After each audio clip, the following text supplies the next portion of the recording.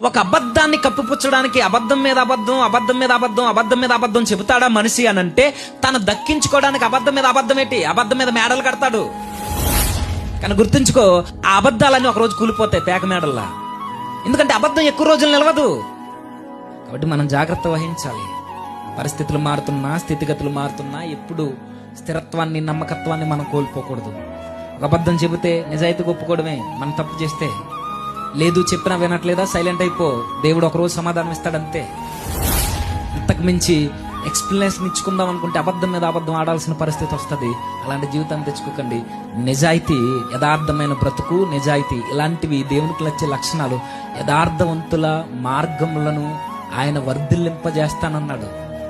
కాబట్టి మనం ఉండాల్సింది గెహజీల కాదు, ఎలీషాల, నయమానుల నమ్మకంగా. అంటే దానైతే ప్రభు మనకు అనుగ్రహించిన గాక.